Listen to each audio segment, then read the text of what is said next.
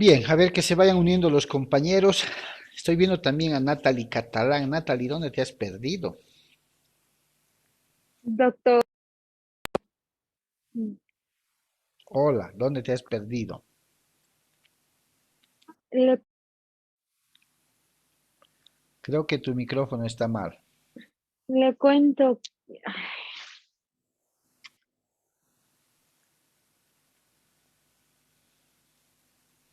doctor, Sí, sí, te escucho.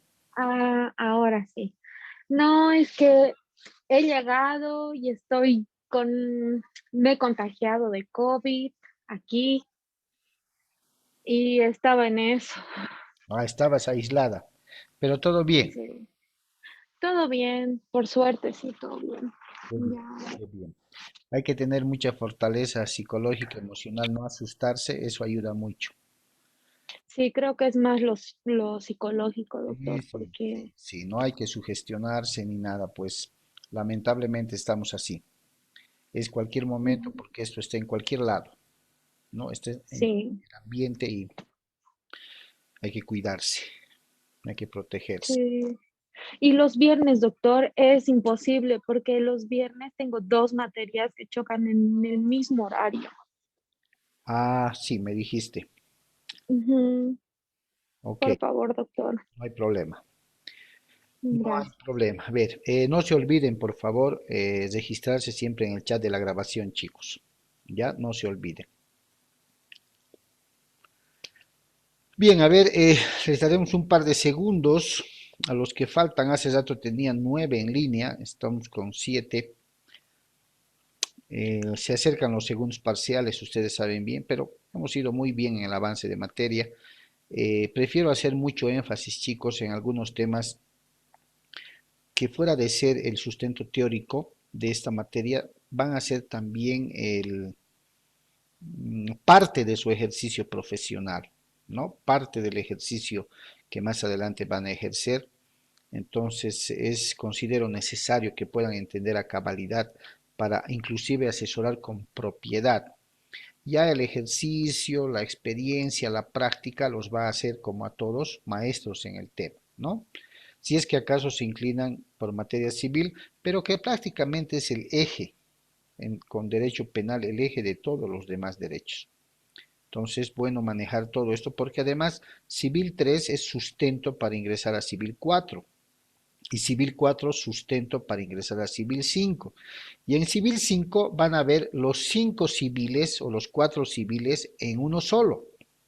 Porque es curioso, ¿no? En Derecho Civil 1, personas, ustedes han visto el nacimiento de el comienzo de la personalidad se da con el nacimiento de la persona y cuando vean Derecho Civil 5 sucesiones van a ver que el fin de la personalidad se da con la muerte de la persona. Entonces, a raíz de esa muerte se van a reunir los 4 civiles anteriores. Personas reales, bienes, ¿cierto? Obligaciones, contratos suscritos que van a ser parte de una sucesión hereditaria. ¿Se dan cuenta? Entonces, en Civil 5 se van a conjuncionar todos los civiles avanzados y para ello el sustento teórico tiene que ser lo mejor posible. Bien, empezaremos entonces. Está claramente definida, comprendida la determinación de daños y perjuicios. Y está clara la idea de qué es un daño y qué es un perjuicio adecuada a las figuras que hemos visto como daño emergente y lucro cesante. Este documental es más cortito, son 5 minutos y medio aproximadamente. Pónganle mucha atención, por favor. Voy a suprimir mi cámara para no quitar la imagen y voy a compartir también el audio del documental. Perfecto. Y silenciar mi micrófono. Atentos, por favor. Daño emergente, lucro cesante y daño moral. La demanda que se vaya a colocar sobre esto corresponde a la jurisdicción civil. Daño emergente. El daño emergente es real y verificable. Corresponde al valor o precio de un bien o cosa que ha sufrido daño o perjuicio. Cuando el bien o la propiedad de una persona ha sido dañada o destruida por otra, estamos ante un daño emergente y la indemnización en este caso será igual al precio del bien afectado o destruido. Cuantificación del daño emergente. Para poder determinar el monto del daño emergente y su correspondiente indemnización, se debe contar con evidencia sobre el valor del daño y los costos de reparación. La ley en estos casos señala que solo serán indemnizables los gastos razonables y que el perjudicado no puede aprovechar la situación para incurrir en mejoras o gastos excesivos sobre el bien o patrimonio dañado. La indemnización solicitada debe estar justificada con la documentación correspondiente de los gastos como facturas y, si es posible, debe soportarla con fotografías, videos, los cuales tienen que estar conectados con el hecho dañoso. Lucro cesante. El lucro cesante hace referencia al dinero o ganancia que la persona afectada deja de percibir como consecuencia de un perjuicio o daño causado por un tercero. Se trata de las ganancias que se habrían conseguido de no haber ocurrido el daño o perjuicio. Por lo tanto, este se puede producir en el mismo momento del daño o también tener consecuencias futuras. Cuantificación del lucro cesante. El lucro cesante se cuantifica con base en dos factores. La prueba de existencia. Generalmente no es difícil comprobar la existencia del lucro cesante. Esto es la relación entre el daño causado y la pérdida de ingresos potenciales. Y la cuantificación. Se trata de estimar lo que se habría ganado y que nunca ocurrió. Para poder fundamentar la estimación, la parte interesada puede acudir a medios de prueba como contabilidad, declaraciones fiscales, el informe de un perito, etc. El monto final será decidido por el juez a cargo del caso. Daño moral. El daño moral implica todas las lesiones en todas las consecuencias emocionales, psicológicas que le ha generado el daño. Para cuantificar el daño moral, el Tribunal Supremo manifiesta que existen dificultades probatorias en relación a la cuantificación del daño moral, pues cuando se trata de indemnizar los daños morales, los órganos judiciales no pueden disponer de una prueba que les permita cuantificar con sensatez la indemnización. Estos tres conceptos conforman el cálculo de una indemnización. El que es más difícil de calcular es el daño moral. Se deja a percepción del juez o persona afectada. Todo caso es posible que tengan los tres criterios, siempre y cuando lo pueda probar. Voy a dar un ejemplo donde se involucran los tres casos. Un cliente produce accidentalmente un incendio en un almacén de cortinas. Allí se encontraba la dueña del almacén con su mascota, además de las mercancías y diseños que estaban exhibidos. El cliente trata de apagar el incendio, pero es imposible. La mascota muere y su dueña tiene quemaduras de segundo grado. Existe un daño emergente por las quemaduras ocasionadas a la dueña del almacén y la destrucción de las existencias almacenadas, ya que no se podrán entregar ni vender.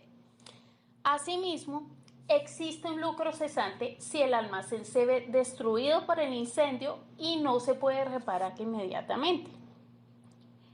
Existe un daño moral por la pérdida de la mascota, ya que genera un daño psicológico basado en la relación de afectividad entre la dueña y la mascota. El responsable del daño o perjuicio se verá obligado a compensar a la víctima. Bueno, hasta aquí con el tema de hoy. Continuaremos resolviendo sus dudas jurídicas. Escríbanos al correo Catrin.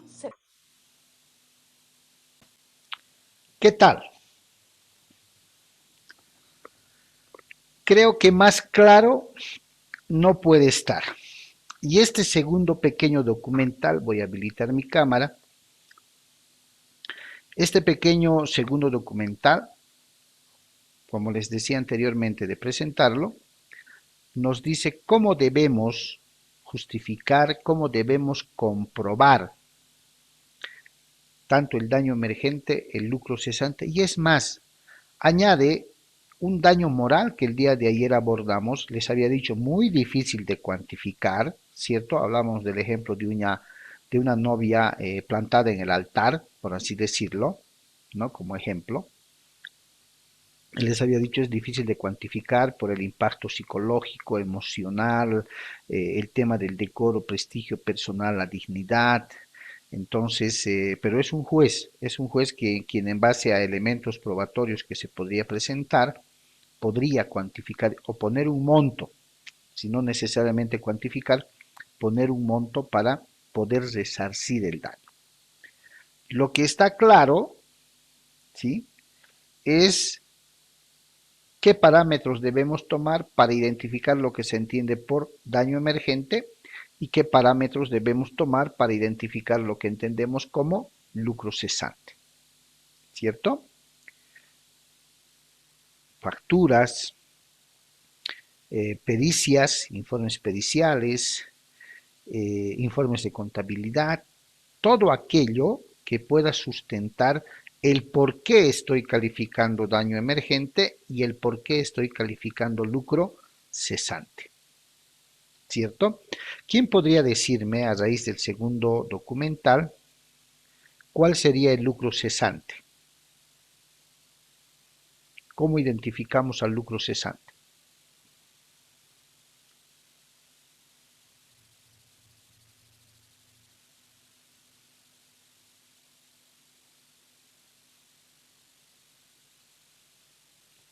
¿Nadie? No se anima nadie a identificar el lucro cesante del segundo ejemplo del documental segundo.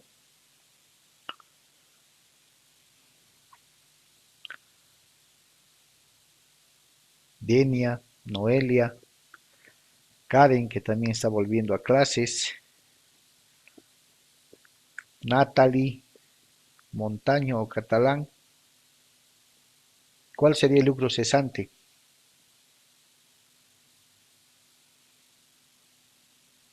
El que le imposibilita, doctora, a generar recursos, el daño que se ha hecho, digamos, al vehículo.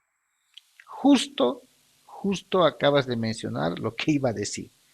Claro, a raíz del daño ocasionado, ¿cierto? Se obstaculiza, se impide que genere las ganancias porque no puede vender. El daño ha sido cuantioso, ha destruido todo, toda la mercadería y por tanto no va a generar las ganancias que se tenían planificadas, ¿cierto? Ese es el lucro cesante.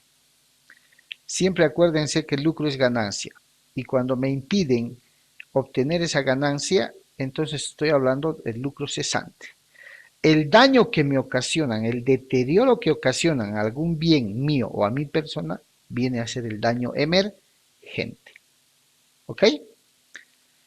Está entonces claro, chicos.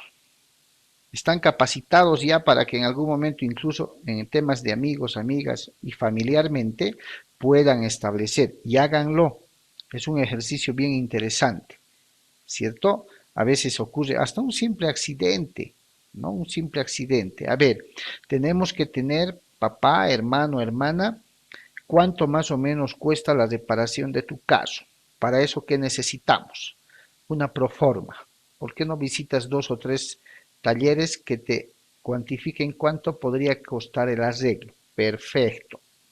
Te comento que estos daños, debido al choque que has sufrido, se llama daño emergente, porque han dañado tu carro, han dañado tu bien. ¿Cómo lo cuantificamos? Con proformas de 2 o 3 talleres para tener una media. Perfecto. Ahora, asumamos que ese carro no trabajaba como taxi, pero le servía a su propietario para transportarse a su trabajo. Ida, vuelta, ida, vuelta. Y como no lo va a poder usar mientras sea reparado, él va a tener que usar seguramente transporte público o taxi, ¿cierto? Entonces, es parte de los daños ocasionados. ¿Por qué? Porque me está obligando a disminuir económicamente mi patrimonio. Voy a tener que gastar más dinero del que gastaba tomando taxi en la mañana, a mediodía, después del almuerzo y para volver en la tarde. Eso también se conceptualiza como daño emergente. ¿Por qué? Porque porque como dijimos en la definición plasmada en el texto, ¿no? Aquí está. Daño emergente, pérdida o disminución económica. Claro, no puede usar su carro y eso le obliga a gastar en un taxi, un radiomóvil, un micro, un trufi. Daño emergente. ¿Podría calificar en el ejemplo que les doy el lucro cesante? De pronto sí.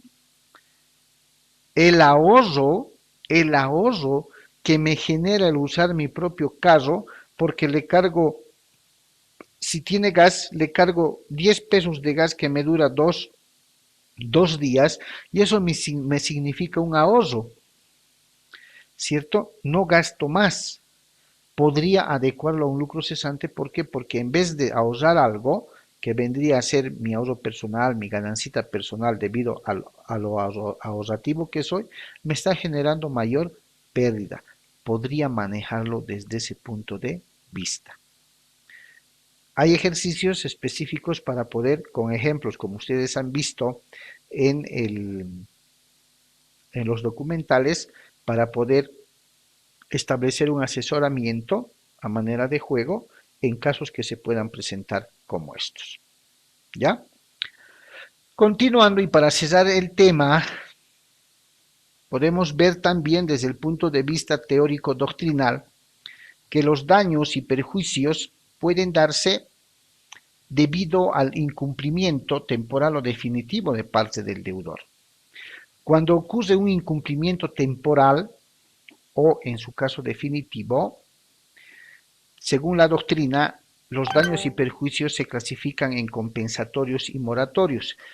Esta clase de perjuicios y daños son más usados en la parte bancaria, en la parte financiera, ¿ya? Entonces genera que a veces los bancos puedan calificar estos datos. Vayan dándole una lecturita, por favor, a los conceptos, chicos.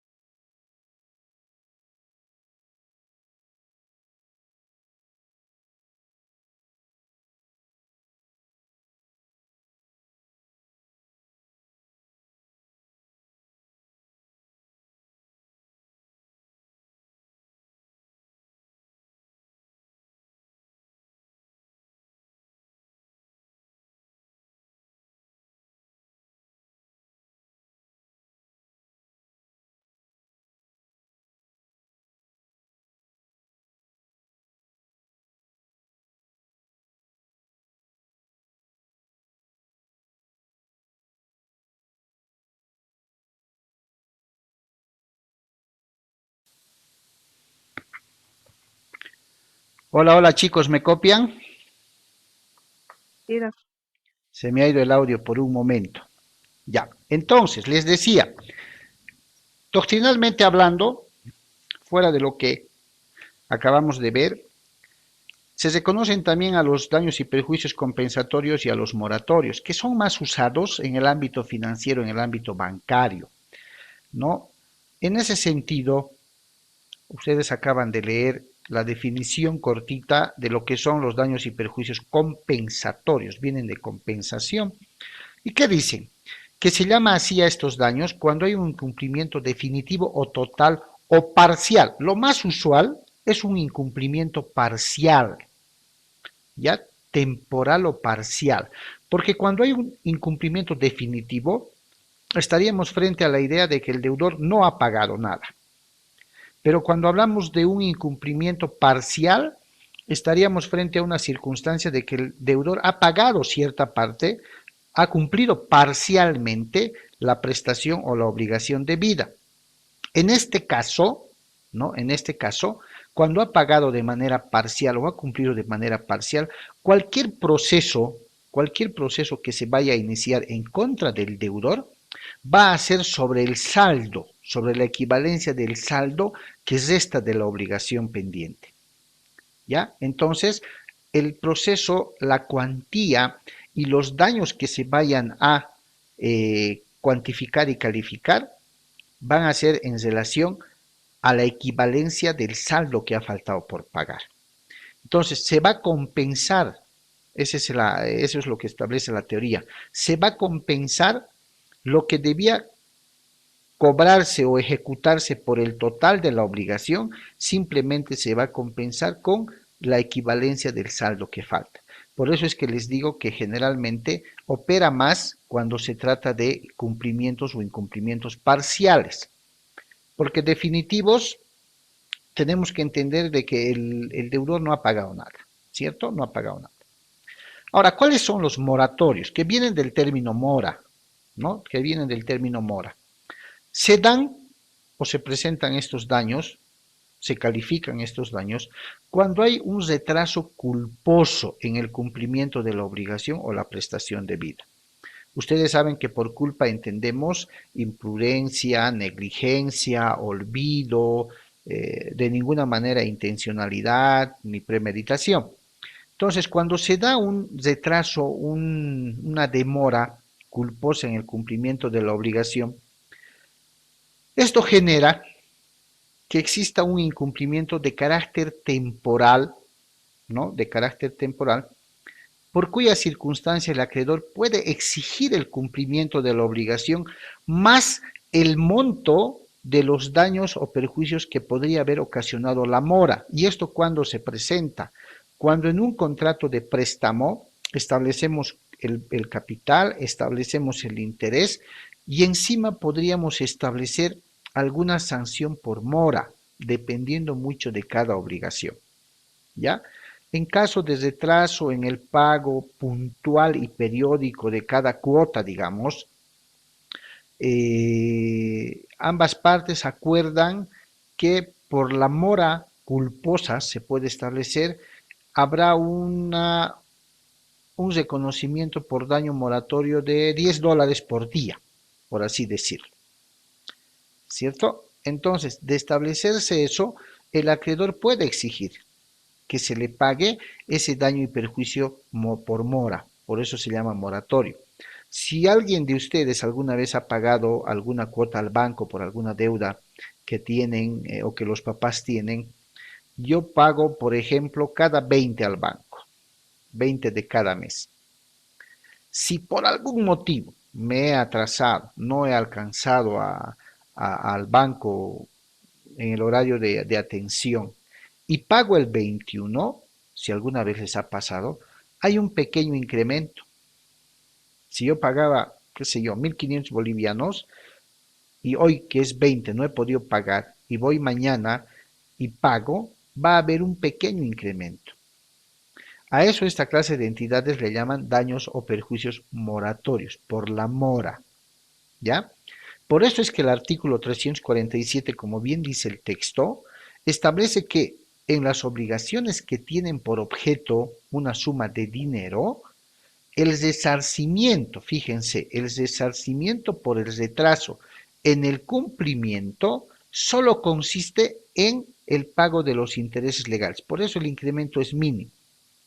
Desde el día de la mora, dice. Esta regla rige aún cuando anteriormente no se hubiera adeudado intereses y el acreedor no justifique haber sufrido daño alguno.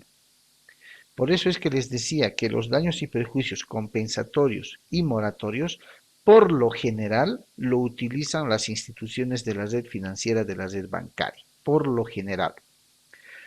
En obligaciones constituidas consistentes en sumas de dinero, chicos, entre personas particulares no hay mucho esto. Ya no hay mucho esto. ¿Por qué? Porque establecen un interés y ante el retraso justificado o injustificado, entonces lo que hace el acreedor es iniciar el proceso de ejecución, ¿cierto? Ahora, dentro de la determinación de daños y perjuicios, existe una determinación convencional, que es el tercer escenario del que les hablaba ayer, ¿no? No se olviden que dentro de la determinación de daños y perjuicios existen tres escenarios. El legal, que está determinado por la ley como siempre. El judicial, es un juez quien determina y califica la cuantificación de los daños. Y el convencional, que está sujeto a la voluntad de las partes. Pero se preguntarán cómo es posible que las partes se pongan de acuerdo en reconocer daños y perjuicios de manera voluntaria, pero es lo más usual. Es lo más usual, ¿por qué? Porque las partes, los sujetos de una obligación, una vez acordadas las condiciones para constituir una obligación, lo que van a hacer es plasmarlo en un contrato. Y el contrato requiere, entre otros requisitos, de la voluntad y el consentimiento de las partes. El ejemplo más típico de esta determinación convencional de daño es la famosa cláusula penal, que lo van a ver de manera mucho más detallada en materia de contratos, ¿no? Ahí se analiza la cláusula penal. Pero ¿en qué consiste esta cláusula penal? Que las partes pueden recíprocamente acordar poner en el contrato. No es de ninguna manera, o por lo menos no es el fondo, un doble aprovechamiento de parte del acreedor. Me explico mejor. Tanto acreedor y deudor convienen en que el acreedor le va a prestar la suma de $10,000 para ser devuelto en un plazo de 10 años con un interés del 1% mensual, ¿cierto? Del 1% mensual. El término pactado es de 12 meses, un año. Pero, como las partes quieren asegurar que en ese plazo, en ese término, el dinero que se está prestando va a ser devuelto al acreedor más el pago al día de los intereses, conviene establecer también en el contrato una cláusula penal. La cláusula penal es una especie de sanción, ya una especie de multa. A eso se llama cláusula penal. En caso de que no sea cumplido en el término establecido de los 12 meses, dicen las partes en el contrato, asumamos como ejemplo hasta el 22 de mayo del 2021, que la obligación no sea satisfecha, las partes establecen en la presente cláusula penal, dice el contrato, una sanción por día de retraso o por incumplimiento por día, le ponen así, de $50, independientemente de los intereses que vaya a generar. En la esencia de la norma, en el espíritu de la norma, chicos, esta cláusula penal no busca un doble aprovechamiento para el acreedor, porque uno podría deducir y decir, pero si han pactado un interés, mientras no devuelva el deudor el dinero, el capital prestado, esa deuda sigue generando interés día que pasa, es cierto. Y el interés es el rédito o la ganancia que recibe el acreedor. Y de pronto surge la pregunta, pero ¿por qué una cláusula penal con una sanción o una multa de $50 por día de retraso en el cumplimiento? Esa es una doble sanción, o sea, va a ganar doble el interés por un lado y la multa por otro lado, la sanción, ¿cierto? Podría entenderse así, pero no es el fin, no es el fondo, no es un doble aprovechamiento el utilizar la cláusula penal para el acreedor, no. Lo que la cláusula penal busca, ¿sí? Fuera de los $50 o el monto que le pongan, es asegurar, ¿sí? Es prever, decirle al deudor, oye, por si acaso tienes hasta el 22 de mayo para cumplir esa deuda, si no te va a generar una multa o sanción. Entonces es una forma de coaccionarlo, de obligarlo a estar atento a que en determinado plazo debe cumplir una obligación. ¿Ya? Debe cumplir una obligación. Por eso es que en el segundo párrafo, o tercero más bien, de lo que ustedes están viendo en pantalla, dice, en forma breve, se podría definir la cláusula penal como la determinación anticipada de daños y perjuicios que se pueden causar a una de las partes por el incumplimiento de una obligación por parte de la otra. Por eso les digo que el fondo de la cláusula penal no es un doble aprovechamiento, sino decirle, ojo, tienes un plazo para cumplir porque si no se te va a generar una multa, ¿no ve? Y esa multa es un daño y perjuicio que le vas a generar al acreedor porque no le estás cumpliendo. Cumplir, ese es el espíritu de la cláusula penal. Por ejemplo, en contratos de obra o de construcción, se utiliza mucho esta cláusula penal para que el contratista pueda cumplir en el plazo que se ha comprometido para entregar la construcción. Inclusive hay cláusulas penales, ¿no? $100, $200, $300 por cada día. Entonces, no es que se quiera aprovechar el contratante para descontarle o cobrarle multa al contratista, sino es una cláusula que se utiliza como una advertencia anticipada de que hay un daño y perjuicio ya precalificado en caso de que no cumpla. Es como si le dijera un consejo, ¿no? Una tercera persona y le dijera, mira, tienes que tener en cuenta que tienes un plazo estipulado. O sea, metele, cumplí con el contrato. Satisface ese contrato y no va a pasar nada. Esa es la esencia de la cláusula penal. ¿Listo? Que cuando se incumple es lógico. Se genera un perjuicio al contratante, digamos si es un contrato de obra, le generan un perjuicio al contratante y ese perjuicio pues tiene que ser reparado, tiene que ser compensado. De ahí que con el tema de la cláusula penal también se establece que puede haber un daño compensatorio y puede haber un daño moratorio, ¿ya? Pero de ninguna manera, y como les digo, esto lo van a ver mucho más detallado, mucho más profundo en materia de contratos, porque se utiliza en contratos, pero reitero, el fondo no es un doble aprovechamiento. El fondo es coaccionar a la parte deudora, a la parte que tiene que hacer algún trabajo, cumplir algo, de que hay un plazo que de no cumplirse le va a generar una sanción o multa. ¿Listo? ¿Listo, chicos? Bien. Sí, doctor. Es lo más importante, lo más relevante sobre la determinación de daños y perjuicios, tema que empezamos a abordarlo el día de ayer y terminamos el día de hoy. Ya, espero que haya quedado bastante claro, no es difícil, es cuestión de razonar, analizar e identificar, ¿no?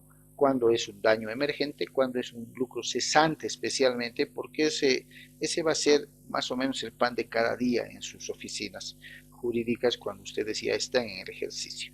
Y que dicho sea de paso, además de concurrir la calificación y cuantificación de un daño emergente o lucro cesante, los abogados tienen una participación en el arancel de sus honorarios, ¿no? Tienen un porcentaje que independientemente de los honorarios se reconoce también al abogado. Bien, chicos, entonces muchísimas gracias por su asistencia. Yo quisiera verlos a todos como hoy, pero entiendo que por motivos de trabajo, cruce de materias, no pueda ser.